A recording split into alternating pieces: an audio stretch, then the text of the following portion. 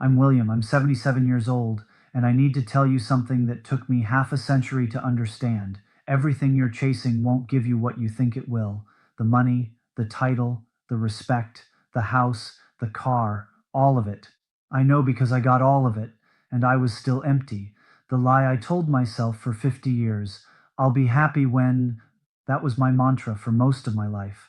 I'll be happy when I get the promotion, when I pay off the house, when people finally respect me, when I make enough money that I don't have to worry anymore. I said it at 25, I said it at 40, I said it at 60, and you know what happened? I got the promotion, multiple promotions. I paid off the house, I made the money. People called me sir, they knew my name, they respected me, and I was still waiting to be happy. Because here's what nobody tells you: when you get the thing, there's always another thing. The finish line moves. You think you're almost there, and then you look up and realize it's further away than when you started. I spent 50 years running toward a destination that didn't exist. And now I'm 77, sitting in a quiet house looking back at all those years, and I finally understand what I was really chasing. It wasn't the money, it wasn't the title, it wasn't even the respect. I was chasing a feeling, the feeling of being enough, of mattering, of being worthy, and I thought I could earn it from the outside world. I was wrong. Where it all started, I grew up poor. Not starving poor, but poor enough to feel it, poor enough to know we were different from other families.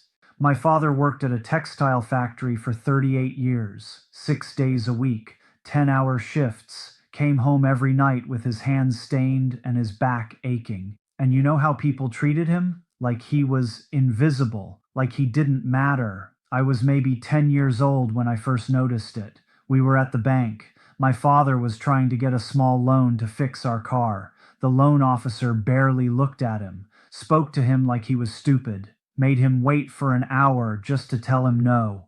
I watched my father walk out of that bank with his head down, and something inside me hardened. I remember thinking, that's never going to be me. I'm going to be somebody. I'm going to make people respect me. That decision, made by a 10-year-old boy who didn't know any better, shaped the next 50 years of my life.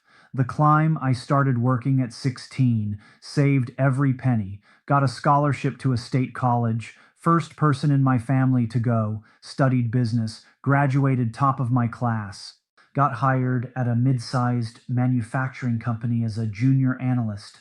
I was 22 years old, and I was hungry, not for food, for proof. Proof that I mattered, proof that I was worth something. I worked 60, sometimes 70 hours a week. I volunteered for every project. I stayed late when everyone else went home. I came in on Saturdays. I made myself indispensable. By 28, I was a manager. By 35, a director. By 42, a senior director. And at 52, I finally made it. Vice president, corner office, my name on the door, six-figure salary, company car, the whole package. I remember the day I got the promotion. It was a Friday afternoon in March 1999. The CEO called me into his office and told me I'd earned it. We shook hands. He clapped me on the shoulder. I walked out of that office feeling like I'd finally won. I called my wife from my car. I did it, I said. I'm a VP. That's wonderful, honey, she said, but I could hear the tiredness in her voice, the resignation. I went out that night with some colleagues. We drank expensive scotch and talked about the future. They congratulated me, told me I deserved it. I drove home around midnight. My wife was asleep. My kids were asleep. The house was dark and quiet. I sat in my new corner office. Well, technically it was Monday before I moved in, but in my mind it was already mine, and I waited for the feeling of arrival, of accomplishment, of finally being enough. It never came. The empty corner office. For the first few weeks, the novelty carried me. People treated me differently, more deference, more respect. I had real power now. I could make decisions that mattered. But by month 3, something started to gnaw at me, a quiet voice that I kept trying to silence. Is this it? I'd sit in that corner office, looking out at the city, and feel nothing. Not joy, not satisfaction, just a vague sense of emptiness. I thought maybe I was just tired. Maybe I needed a vacation. Maybe I was being ungrateful. So I pushed the feeling down and kept working. But it didn't go away. If anything, it got worse. Because now I had the thing I'd been chasing for 30 years, and it hadn't changed anything. I was the same person I'd always been. The same insecurities, the same fears, the same feeling of not being quite enough, just with a fancier title and a bigger paycheck. What I sacrificed. Let me tell you what I missed while I was climbing that mountain. I missed my son's childhood. Oh, I was there physically sometimes. Birthdays, school events when I absolutely couldn't miss them. But I wasn't present. My mind was always at work, always on the next project, the next goal. My son played baseball from age 8 to 16. You know how many of his games I attended? Maybe a dozen, out of hundreds. I missed my daughter's transition from a little girl to a young woman. One day she was 12, asking me to help with her homework. The next time I really looked at her, she was 19 and heading off to college. I have no idea what happened in between. I missed 25 years of marriage to my wife, Linda. Oh, we stayed together, we're still together now, but for 25 years, I was absent. I provided, I paid the bills, I bought the house and the cars and the vacations, but I wasn't there. Linda told me once, when I was about 48, William, I don't need you to buy me things. I need you to see me, to hear me, to be here. I remember getting defensive. I am here. I work my ass off to provide for this family. Providing isn't the same as being present, she said quietly. I didn't understand what she meant. I thought she was being ungrateful. I thought, isn't this what I'm supposed to do? Work hard, build a good life, give my family security? It took me another 20 years to understand what she was trying to tell me. The breaking point. It came when I was 68. I'd retired 3 years earlier. Finally had all the time in the world. No more 70-hour weeks, no more stress, no more chasing. I should have been happy, right?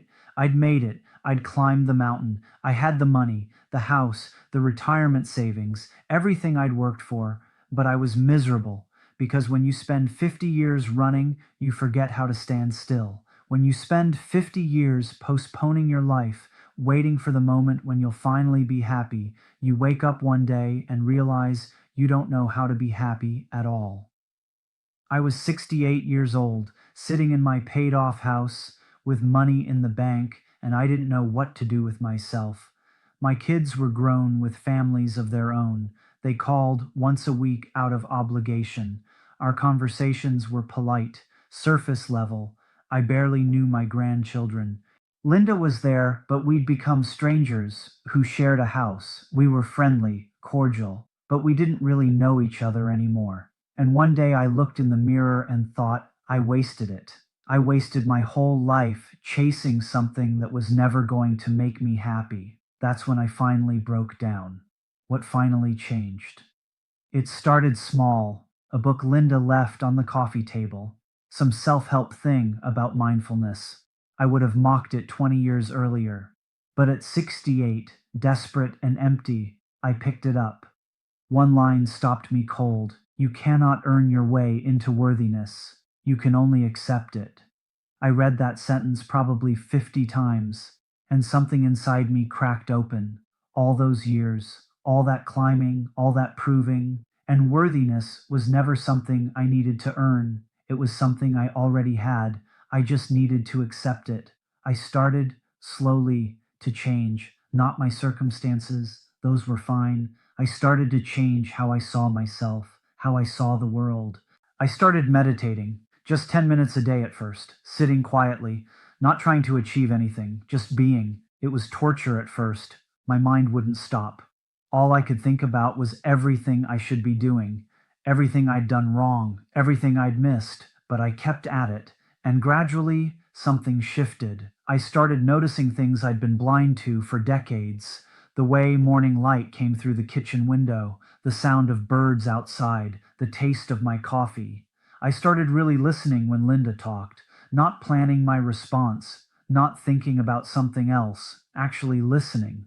I started calling my kids just to talk, not because it was their birthday or a holiday, just because.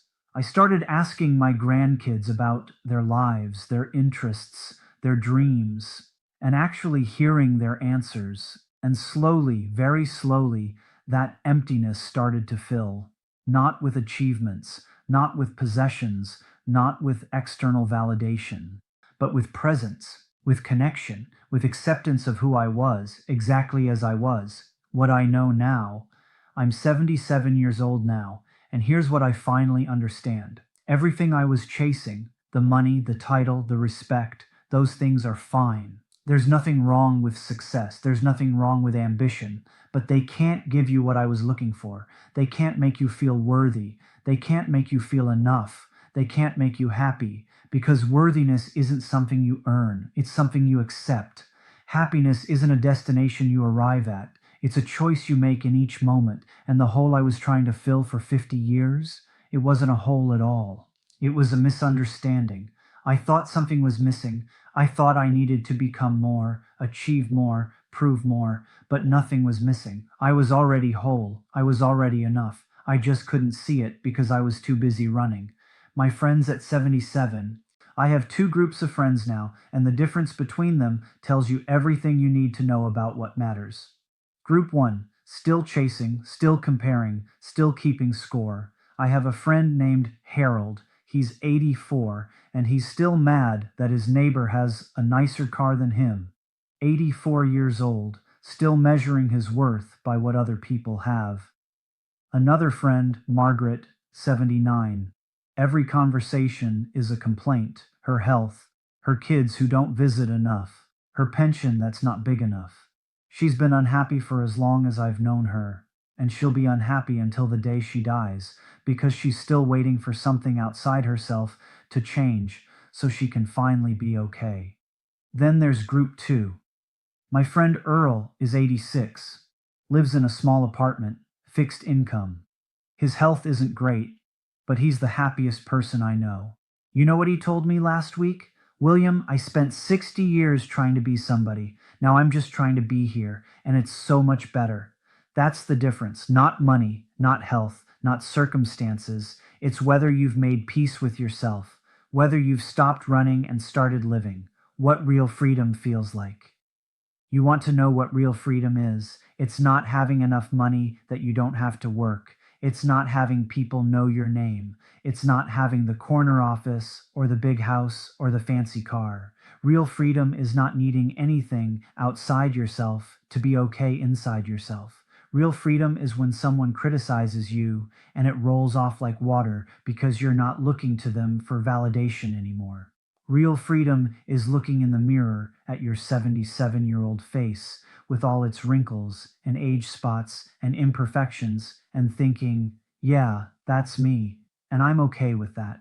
Real freedom is knowing, really knowing in your bones that you are enough exactly as you are, right now, not when you achieve the next thing, not when you fix all your flaws, not when you finally earn enough external validation. Now, that's freedom. And it took me 70 years to find it, the truth about the finish line. Here's the trap that keeps you running forever. You think once you get the thing, you'll be satisfied. You'll finally relax. You'll finally be happy. But you won't because there's always another thing, always another mountain, always something else to worry about. I paid off my house at 58. Thought I'd feel free. You know what happened instead? I immediately started worrying about the next thing: retirement savings, healthcare costs, market crashes. The fear didn't go away when my circumstances improved. The fear just found something new to attach itself to. And that's when I finally understood. The fear doesn't leave when your life gets better. The fear leaves when you change. When you decide you're okay right now, regardless of what happens tomorrow, when you stop looking outside yourself for security and start finding it within, that's an inside job. No promotion can do it for you. No amount of money can do it for you. Only you can do it for yourself.